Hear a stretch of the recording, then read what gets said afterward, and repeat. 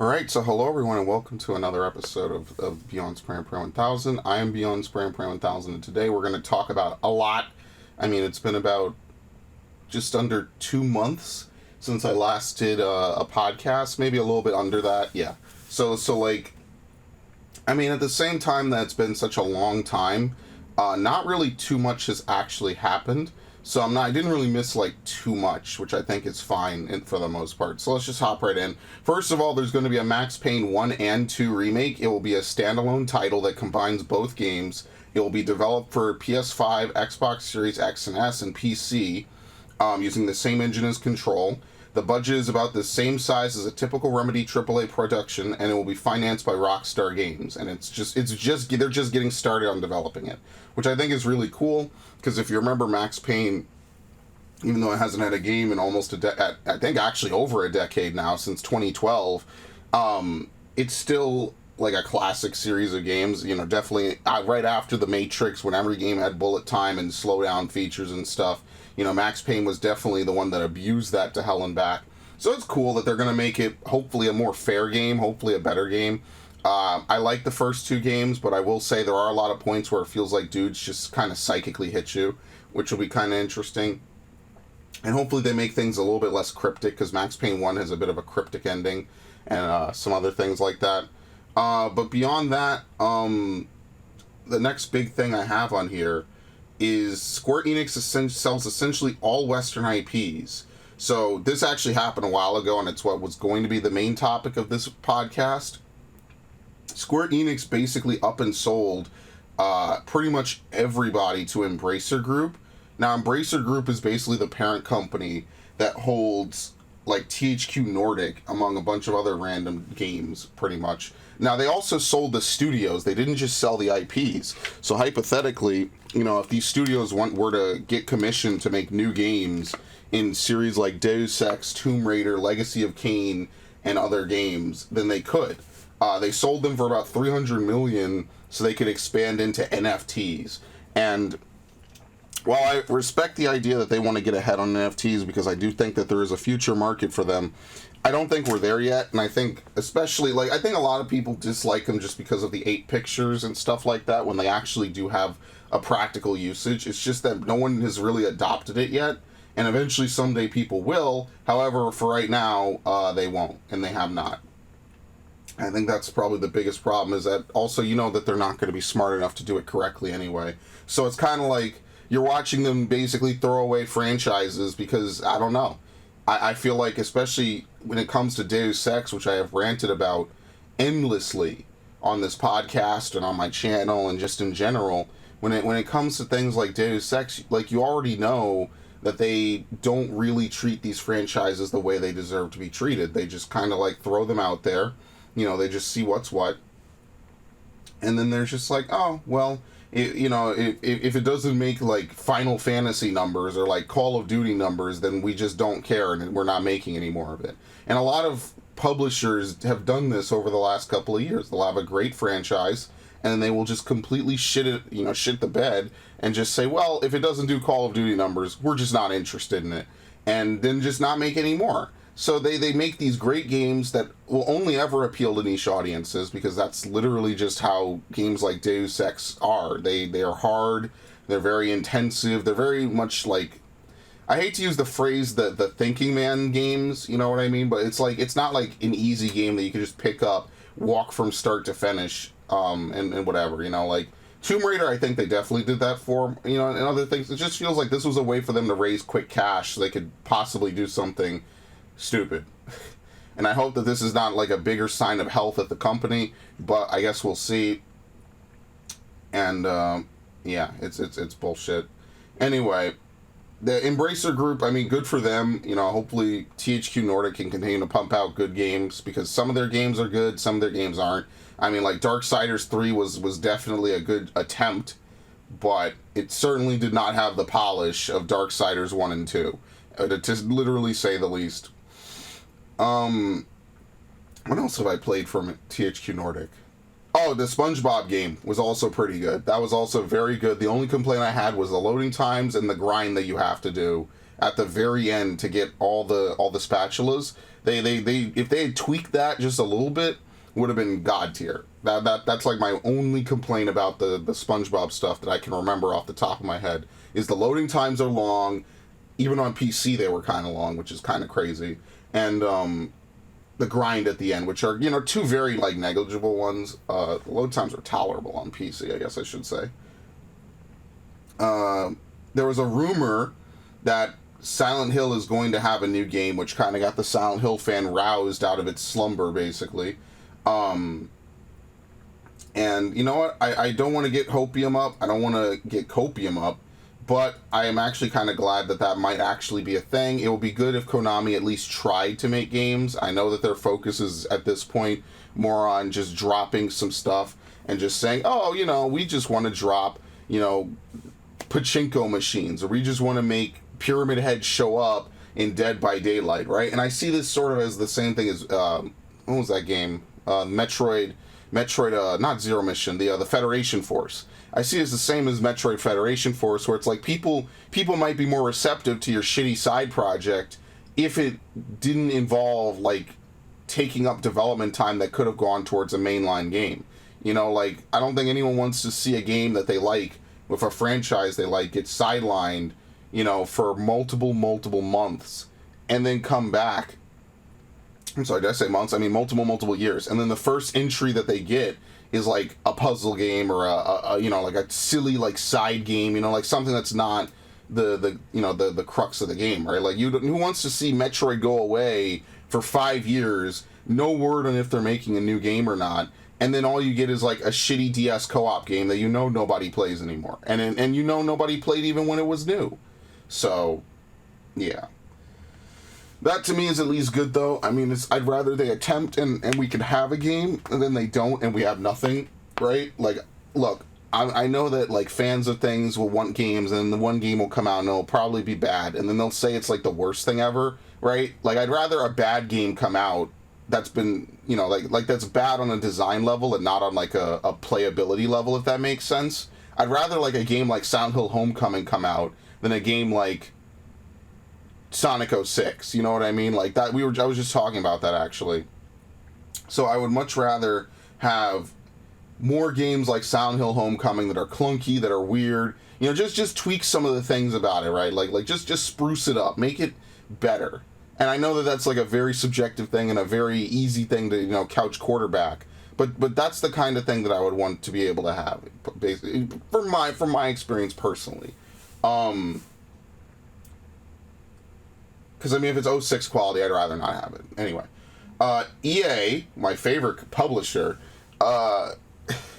first of all, okay, I guess I should probably put this up on the screen, because we're going to have to talk about fucking Blizzard as well. Oh, God, I opened that? Okay, I did. Whatever. Alright, 150 million... Oh, sorry, I need to bring this up on screen. Oh, crap, where is it? Sorry, I haven't done this in a while, so... Okay, we need to go to podcasts, we need to go to this, we need to go here, and we need to make it visible. Holy shit. Okay. I'm not even really going to correct it. Actually, I will correct it. Even though, like, stretching out like this, yeah, stretching out like that looks really weird. Okay. 150 million FIFA video game players will soon have to get used to a new name for the series, EA Sports FC.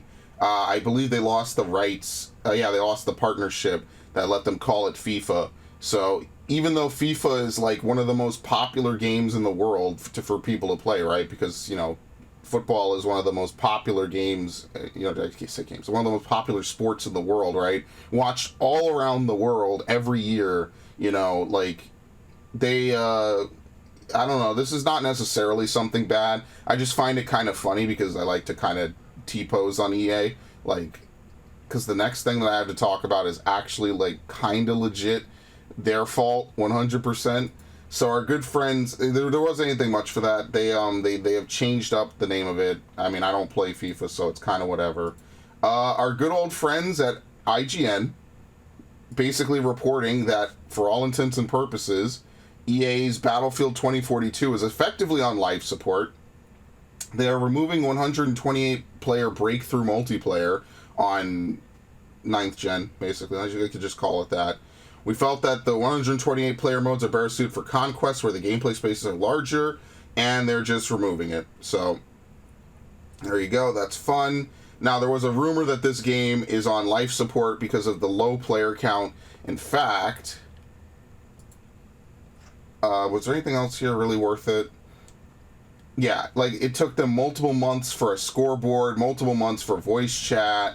It even had, at one point, even had fewer concurrent players on Steam than previous entries. Bear in mind that the last, like, modern Battlefield came out almost a decade ago, right, in 2013.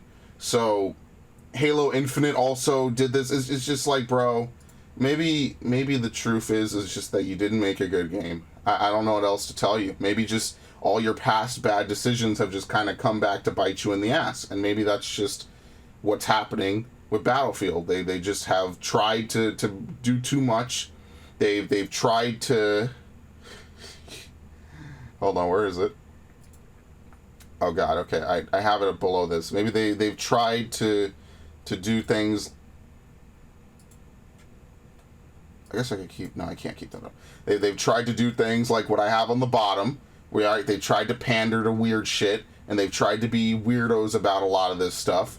And, I mean, it's just more corporate stupidity, but with unlike Disney, right, who just prints money by existing, and so therefore you just kind of have to live with it, you know, and they just do whatever, and I mean, either you watch the movies or you don't. People don't have to buy Battlefield. People don't have to come back. I mean, I feel like they've done a lot of damage to a lot of their franchises over the years, and I really don't think they were expecting this. This is like what, I guess, what a good Dead Space launch would be back in the day. This is what they probably got for Battlefield 2042. Because they definitely do not have the player base that they expect from this game, right? Like, even, I could imagine that Call of Duty Modern Warfare, right? That game that everybody has played to death, right? The first one, the first reboot, not the current, the new one that's going to be out soon. They definitely have a higher player count. Because, like, people still play COD. You could still play Modern Warfare 2019 like it was released last year, right? Hold on, I'm trying to load this.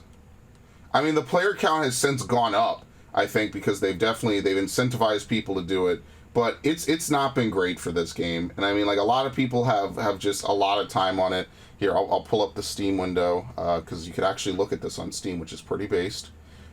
They have about now 10,000 players in game. At one point, this was like a tenth of this. So maybe the new update has kind of helped. Maybe adding stuff to make it a basic game has kind of worked out. I mean, it is a weekend, right? So that could also be playing a factor.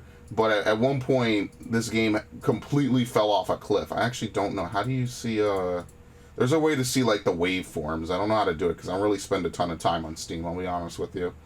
And yeah, it's okay. But because when you have a game, like a lot of the action, or the questions that people say, I find are, is this game worth it? Is this game worth it? Should I do it? Whatever, you know, like, I feel like that's the thing I see a lot. Crashes in a game. I mean, that always happens on a Battlefield game, if I'm being honest with you. There's not really anything new about that. Anyway, I mean, hopefully EA can kind of fix this game, because, you know, anyway, I mean, whatever. Like, talking about EA games at this point is almost just, like, not even fun anymore. It's like you kind of just watch them make the thing that you know is going to be a mistake. They make it, it's like, wow, they really did that, huh? They thought they were going to get away with that one, huh?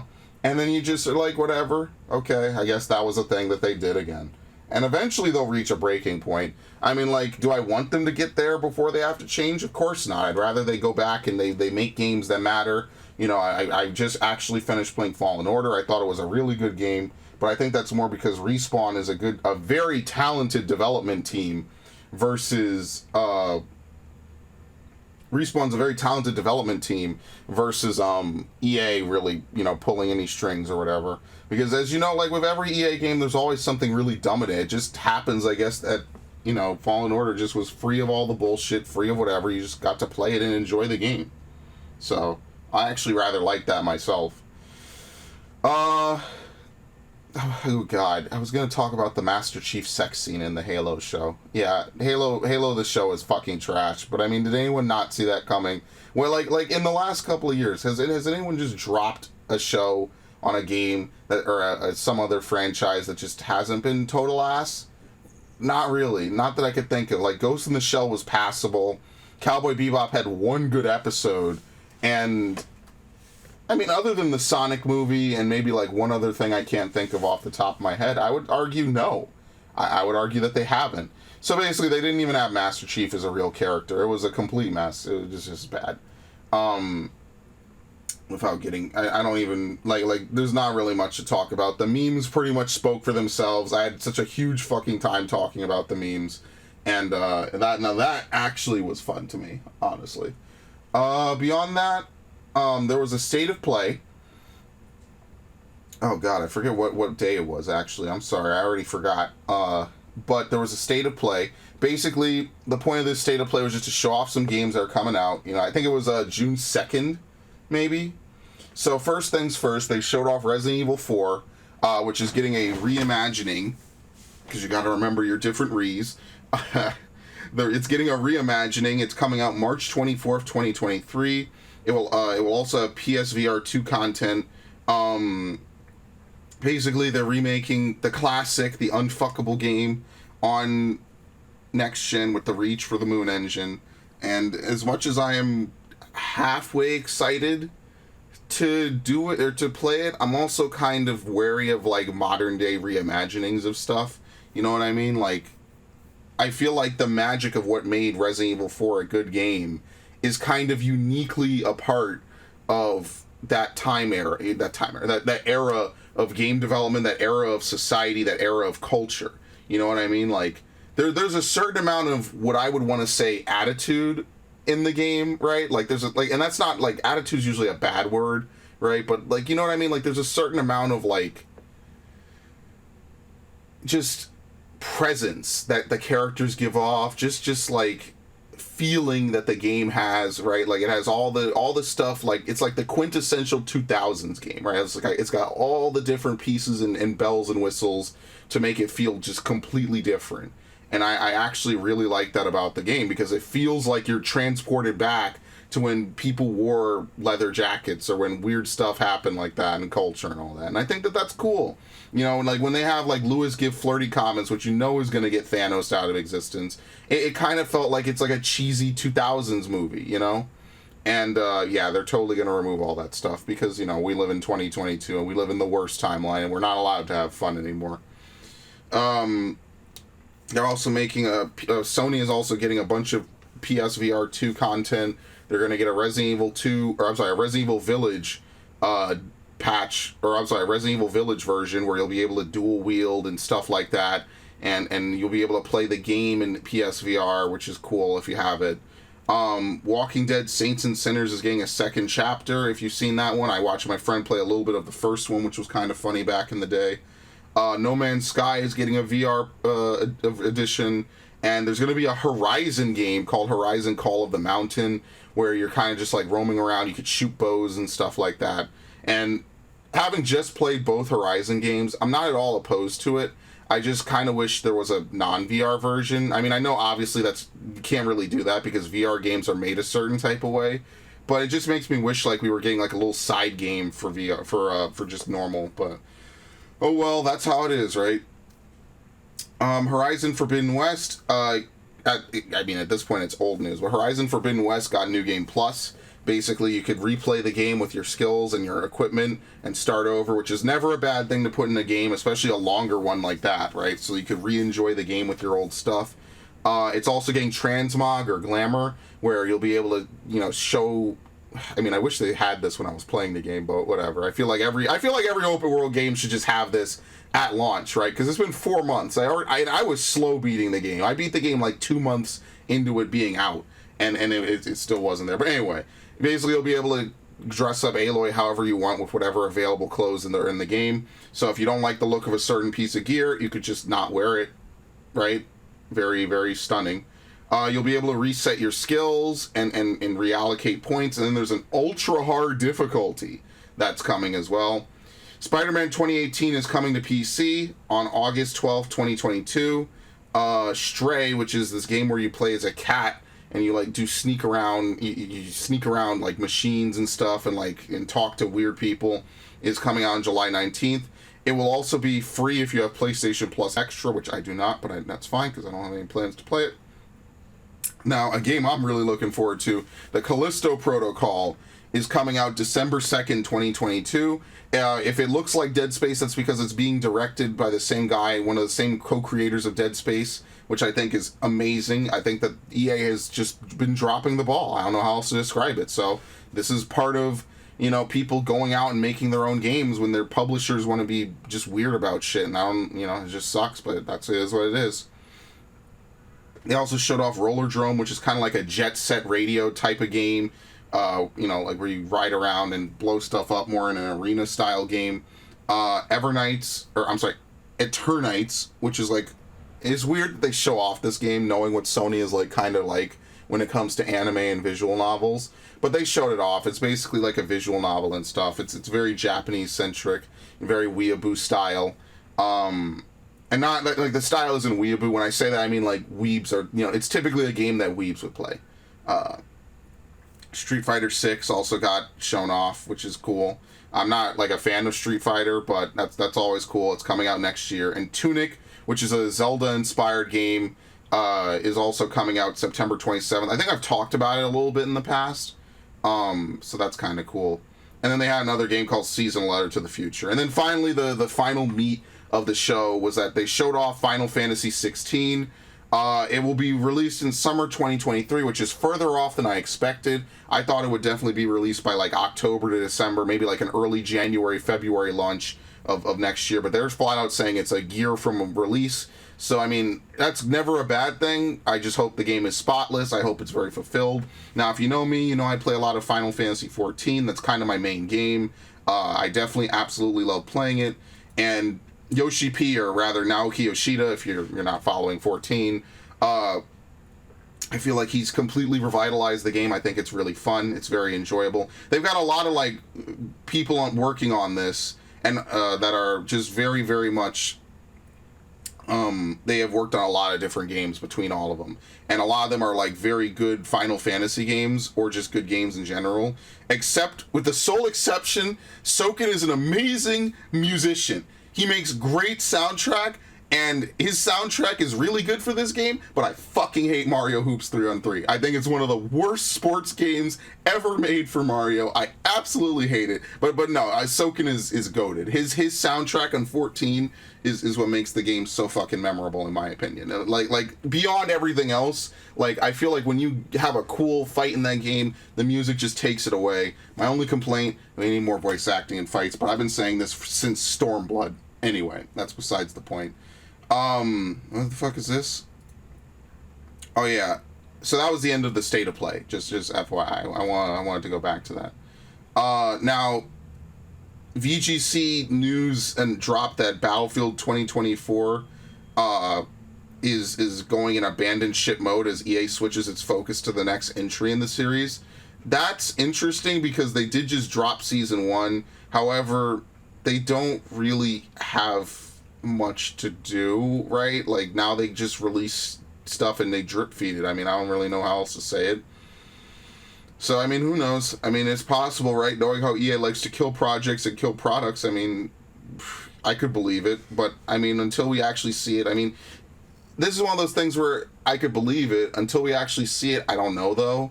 So, it is what it is. I could totally just imagine that they're just well, that's a disaster. We need to recoup it somehow. And then just proceed to do something even stupider, and then be oh, I guess people just don't want Battlefield anymore. And it's funny because, I think Battlefield 4 still holds up. It might not hold up graphically anymore, right? But it still holds up. It's still a fun game. It's still a good game. My only complaint is that I can't keep my progress because it's stuck on console. It's stuck on the 360. And I just can never access it. If I could have gotten cross-progression, I would have played more Battlefield 4. I would still play it to this day. But all the games that I liked did not have cross-progression. The only game that recently got it was Siege. And, yeah, I think that's really unfortunate. and it's a shame that they did not have that kind of forward thinking, right, when the new consoles were coming out, right, like the X and I'm sorry, the series, I'm sorry, the PS4 and the Xbox One. You know, they I think part of it was like they just didn't want to do it, or they didn't have the time, and then the other part was that they just, you know, you make more money when someone trades over consoles. They can't keep their data, but if they want to keep playing the game badly enough, they'll just drop the $60 and be like, all right, whatever, here, now I can play the game some more, right? Like, I feel like that's realistically what probably went on at a meeting at E3 at EA, sorry. And even if it didn't, I mean, that's effectively how it was, right? Like, if you bought a new console, you know, a lot of people that buy new consoles get rid of their old ones, right? Like, that's not a myth. Like, most people do not collect 20 consoles like people like me. So when a new console comes along, they're just like, oh, well, that was fun. You know, like, I had a fun time, right, guys? And then they're just done with it. You know what I mean? So I totally believe that they just sold it, and then now they're stuck with this new console that may or may not play any of their old games. Like, I've seen people go to GameStop and they trade in like a full console and like their 5 remaining games or something, and it's really sad to me, because it's like, well, you know, here's to the new generation being good, right? Like, if I had done that, I'd be sitting here, I wouldn't be able to do anything on YouTube. I mean, I'll be honest with you, like, there's always new games to play. There's tons of new games I bought even like 1-2 years ago I could play, but like, where would I be without being able to replay some of my classics? You know, like Star Fox Adventures, I just played, I think, what was it, at the start of this year, or was it like late last year or something? And it was a blast, because I love that game, and I even though I don't remember a lot of it, because it's a very much like a linear, straightforward game, you know, the puzzles are very whatever, like, I still enjoyed being able to replay it every so often, just to, you know, mess around, like once a year, or whenever, like, if I really get like a mood that strikes me, I'm at least able to just pick up a game I like and just be like, all right, time to play it, right? So, like, I kind of want to replay Twilight Princess, and here I am, I want to replay Twilight Princess. Boom. I mean, I have 3 versions of that game, so maybe that's a little bit of a bad example because there's a remake. Let's say I want to replay Star Fox Assault, which is a game I kind of want to replay, which I haven't played in over a decade, if you can believe it. Like, I've had it for over a decade, you know, it's one of my favorite Star Fox games. I mean, there's not that there's many, right? But, like, you know, stuff like that, before Mario Sunshine got its re-release, right? I just could not imagine selling my precious games for any reason like that, you know? Like, these are my games, I've had them over the years, and I want to be able to, you know, go back and replay them whenever. I want to be able to enjoy them. I want to be able to have fun with them. So yeah, but that's besides the point entirely. This is a rant as usual. Microsoft and Bethesda this past Sunday, so a week ago from today, which was June 12th, 2022, had their own basically like conference showcase. They're called showcases outside of E3. Basically, they showed off Redfall, which is being made by Arcane. I'm not very interested in it at all. Hollow Knight Silk Song, High on Life, Plague Tale Requiem, which is like the sequel to Plague Tale Innocence. Microsoft Flight Simulator will have helicopters and a pelican that you could fly into space from Halo. Forza Motorsport is coming out spring of 2023. Wait, did I just say that? I think I just went up. Overwatch 2 finally has a drop date because Microsoft now owns Activision Blizzard, which now makes Overwatch 2, which is crazy. It took them like 2.5 years to get Overwatch 2 out, so we'll see what happens. It's coming out October 2022. If you know all the Blizzard stuff, hang on, we're going to get to it. There's more stuff to deal with Activision Blizzard. They're absolutely fucking nuts. Our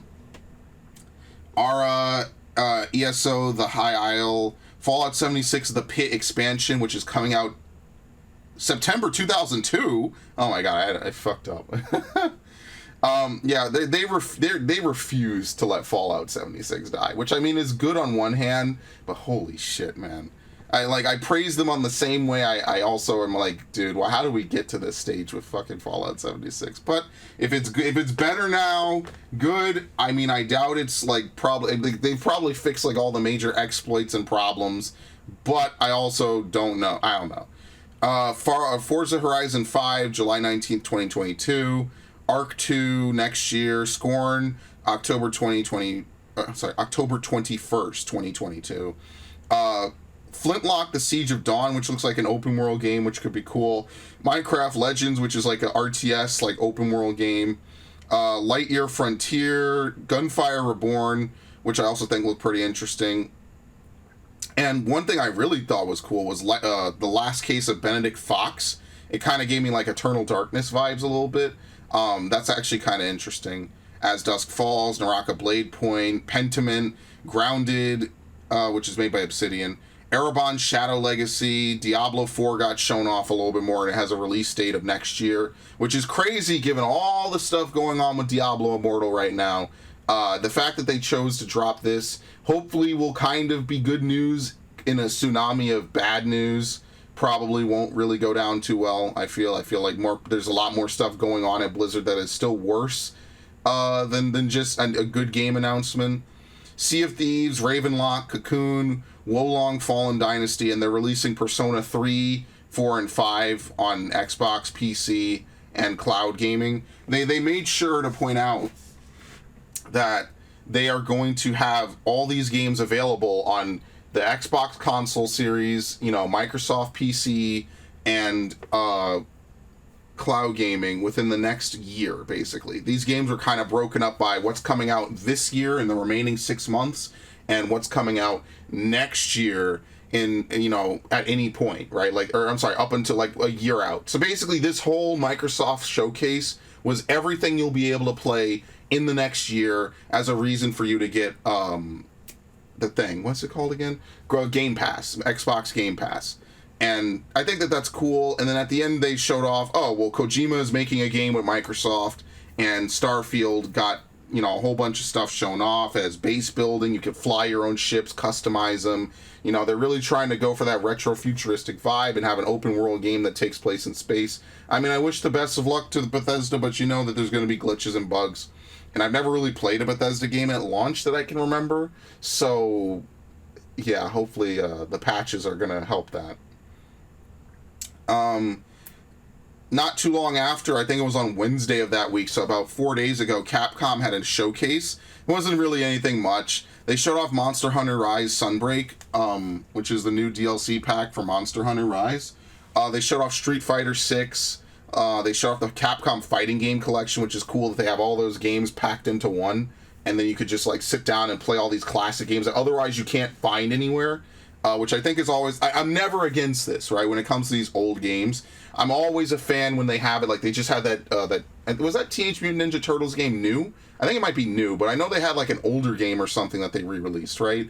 And I am totally cool with them doing that, because, you know what, at the end of the day, I don't want games to be lost. I want you to be able to pick your games and play whatever you want, and, just find stuff, especially, you don't want history to be lost, is all I'm saying.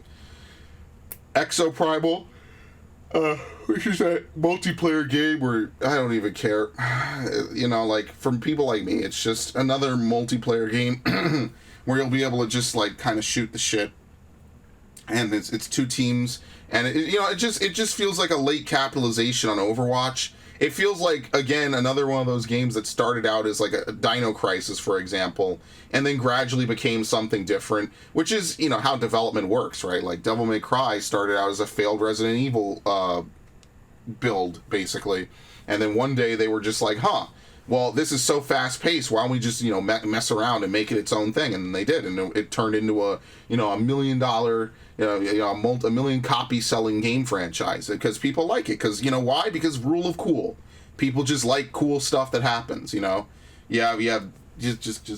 And unlike 2013, people actually like DMC5, which is cool. Dragon's Dogma had its 10th anniversary, although at this event they did not announce this. Dragon's Dogma is getting a sequel. I don't know when it's dropping. I think they just announced it just to announce it. But yeah, they had a whole thing tune in for news or whatever. I thought they weren't going to announce a sequel, but they did. So you know what? Credit to them. I didn't watch it. I forgot it even happened until the announcement came in. Resident Evil Village they finally talked all about the Resident Evil Village DLC.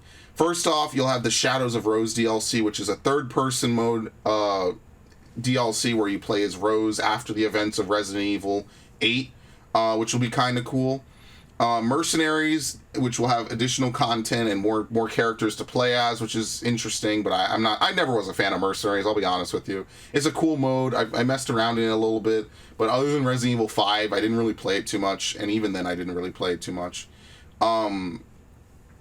And then they're also adding a third-person mode to Resident Evil 8. This, I think, is really cool. If you know, Resident Evil 8 is a first-person game. It's part of, like, Resident Evil 7 and 8 are both first-person games. Now they're adding, like, a traditional Resident Evil third-person mode. I guess it was leftovers from the DLC. One of them came first, and it was just like, oh, might as well put it back into the base game. That actually could be really cool, because, like they said, all the cutscenes and everything have been redesigned for third person.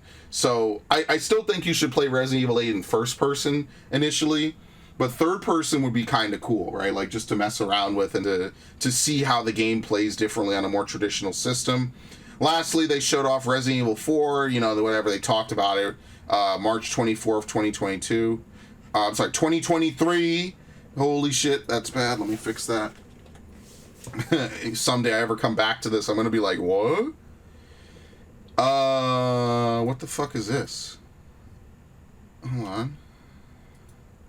And then they said Resident Evil 2, Resident Evil 3, and Resident Evil 7 will get PS5 and Series X and S upgrades, which is cool. Okay, let's talk about Blizzard. Because Capcom had a good show. I think it was short. It was really just Resident Evil and Monster Hunter, and then Exoprimal, whatever, and a couple fighting games, which is unfortunate. So let's start with the first thing that dropped. I don't really care that they're facing a new discrimination lawsuit. I mean, I put it on here. I just haven't talked about it. Oh, well, do whatever. Oh, wait, I guess I didn't click on it. I guess this was a Kotaku link. Okay. So this was a while ago. I wish I could see what date it was. I guess it had to be like March or maybe early April or something. Hold on, let me go back and let me file it over real fast. Call of Duty execs accused of using Microsoft deal to line their own pockets. A new lawsuit argues that Activision Blizzard's filings with the SEC, the Securities and Exchange Commission, withheld important information. Two Activision Blizzard shareholders have filed lawsuits against the Call of Duty publisher for making allegedly inadequate disclosures in its recent filings to sell to Microsoft. As reported, shareholder Kyle Watson filed a lawsuit in California. Again, California, man, just completely destroying these dudes. And then a second shareholder made the same claim the next day. Stein reportedly files complaints like these all the time. They're often frivolous. We disagree with the allegations made in this complaint. The lawsuits are certainly right about one thing. Kotick and the rest of his C-suite have been golden parachutes coming. Have been golden parachutes coming. If the Microsoft deal goes through. As Axios reported, Kotick could receive as much as $22 million if the company's board of directors, many of whom are his pals, decide he's done enough to fix the years of workplace abuse that reportedly went on under his watch. This actually combos hand in hand. This combo, yeah, as you can see, they get a ton, right? And a lot of these guys literally just joined recently. So they basically funneled their friends in. They said, hey, we're about to leave, or we're about to sell this thing anyway. You want to just stick around for 8 months, probably do nothing really, and then just make 22 million or whatever, like 14 million or whatever the fuck. And yeah, that's what they do. Welcome to America, isn't it great? And Call of Duty has a crunch heavy history, and there's a bunch of other stuff. You could go check out the article, whatever. And this combo's hand in hand, right? Like, so the key line here that I even noted, right, before when I read it the first time is Kotick could receive as much as $22 million if the company's board of directors, many of whom are his pals, I shouldn't open that, click by accident, decide he's done enough to fix years of workplace abuse. Okay. So this came out, I have no idea. Okay, I archived this on Feb 26th, right? You can't actually see it. I think it's right off screen up top. Okay, cool. I'm going to bookmark it real fast. Sorry, I'm going to put it in useful articles real fast. Okay. Fast forward to June 17th, 2022. Activision clears itself of any wrongdoing. Huh, what a shocker. They pulled the U.S. government, and they investigated themselves, and they concluded there was never any systemic issue. Huh, really interesting. Very, very, very interesting, honestly. And basically they Uno reversed it and said, oh, there are some substantiated things, but it's not our conclusion that, you know, it was an ongoing thing, right? And this is squarely at the stuff. And my thing is, I could actually agree with them if, and only if, they actively, whenever this stuff came up, they actively dealt with it, right? So, like, this is why, like, the people at the top, protecting their buddies, protecting their friends, their comrades, right? I could agree with them if maybe this was never reported to any of them, right? Because you can't, I disagree with the whole Minority Report thing. You can't go around assuming people are going to commit crimes, right? Like, you can't assume that a crime is actively being committed, because I think that that's fucked up, right? Without evidence, without some sort of something to go off of, right? And as you can see, like, they have things like, oh, well, okay, you didn't report a settlement with an alleged rape victim. You know, he threatened, I fucking talk about this all the time. He threatened to have his female assistant killed. Now, Kotick says this is like, it's just like over the top. It was a joking manner and stuff, you know, like, so in the most like charitable way to look at this, I could see this as a bad joke that someone Uno reversed on him. Maybe I could kind of see that angle, but given everything else with this company, I don't want to say that Kotick actually wanted to kill someone, but I don't know if the threat was made as a joke, right? Like, that's just ridiculous. And then he also prevented Dan Bunting from being fired. However, shortly afterwards, he resigned. Very interesting. And basically, they go into detail about it. They pulled the U.S. government, long story short. They basically said, we investigated ourselves, and we found we did nothing wrong. Which is like, obviously, like, no shit, Sherlock. That's why we need to have, you know, regulators that don't work for these companies. Which is a problem everywhere else in America. But anyway, like, this is just American bureaucracy at its finest. This is just fucking American corporate culture at its finest, right? So they have this big lawsuit going where all these people were abused or you know, mistreated and just had an awful workplace and stuff. And to come out with this is very, very bold. This is a very, very bold maneuver, and I actually have to give them a little bit of credit for having the balls to just flat out say that we really had done nothing. And it's the media to blame for all this stupidity, right? Like, this is just normal shit, guys. So when you have a pregnant woman that works at your studio and you're stealing breast milk out of the freezer, you know, for her kid, right? Or just, you know, because she wants to pump or whatever, you know, who the fuck are you? And that's like the weirdest shit. You know, you have a woman who unfortunately is no longer with us because of harassment she received from stuff like this, right? Like, you go beyond, like, maybe just, a woman felt a little bit uncomfortable, someone was maybe flirting a little too hard with her, right? Like, we're not even on, like, I don't know, like, the guy doesn't pick up on the signs level, you know what I mean? We've long since flown right the fuck past that, to the moon, to the stratosphere, to Alpha fucking Centauri, with how they've treated these people, right? And it's just dumb, and I'm getting a whole bunch of messages, so I won't, oh god, this is important. It's nuts that they have the audacity to do this stuff. Okay, I'll fucking deal with this in a minute. But yeah, in any event, it's just absolutely outlandish. And don't worry, once this deal closes and they have, like, you know, they have to wait their 6 or whatever months, you know, they're gonna fucking dip. Why the fuck are they gonna stay with this? They're just gonna leave. Pretty much a done deal, I would even think about. So yeah, in any event, this is just too little too late, the American way. Yeah, okay. Anyway, that's really why I wanted to talk about, is that they have the audacity, right? They have the cast iron balls to come out and say, well, we investigated ourselves and there was nothing that was wrong, you know? That's insane, man. That's really fucked, right? That's really fucked in its own way of, you know, looking at it, right? Anyway, that's pretty much it for Activision Blizzard. Is that it for the podcast in general? Yeah, I think so. I think that's kind of it. Yeah, there was a bunch of shows. They didn't really have a ton of games to talk about. Most of them I'm not interested in. Like, I stream them. I watch them all. So if you want to join me, you could just join me here on YouTube. Usually, if it's a big stream, I'll usually throw up the thing and just sit through it, and then we just shoot the shit and just have a fun time. So, in any event, that's kind of it. I will see you guys for the next podcast. I always say I'll try to do it more regularly. Just sit down, for 40 minutes, just record it real fast, and then we could just have a good time. But, I'm actually kind of glad. I usually podcast like this, I take like an hour and a half because I go off on a rant somewhere, but that's besides the point. So, in any event, thanks for stopping by. Hope you have a good day.